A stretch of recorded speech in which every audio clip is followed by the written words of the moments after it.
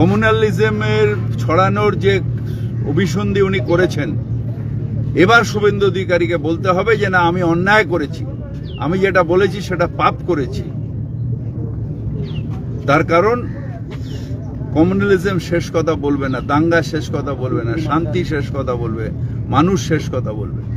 এগুলো নিজেরা তৈরি করে প্রমাণ, নিজেরা তৈরি করে এইসব মূর্তি ভাঙা, এইগুলো নিজেরা তৈরি করে আর নিজেরা তারপরে কমিউনাল টেনশন করে।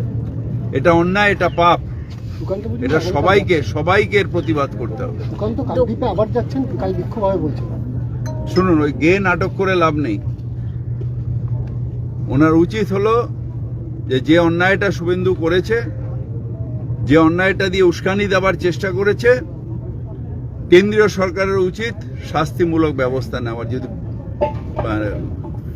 যদি সত্যি সত্যি থাকে, মাথায় ঘাড়ে মাথা থাকে। ওনার কাছে পারমিশন নিয়ে ভারতবর্ষে আমরা থাকার ওনার কাছে পারমিশন নেওয়ার ব্যাপার নেই।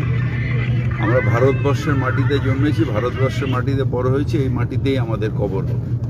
সুতরাং ওনাদের কাছে কোনো সার্টিফিকেটের দরকার নেই। আর তৃণমূল কংগ্রেস বাংলার মানুষের ওপর নির্ভর করে, কোনো বহিরাগতের ওপর নির্ভর করে না। ওনারা যেরকম বিহার থেকে, ইউপির থেকে নিয়ে এসে সন্ত্রাস করা, ভোট করানো যেটা করেন, সেটা আমরা করি না।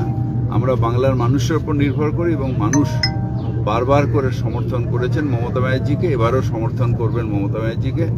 বাংলার মানুষের হৃদয়ে মমতা ব্যানার্জি ছিলেন, আছেন, থাকবেন।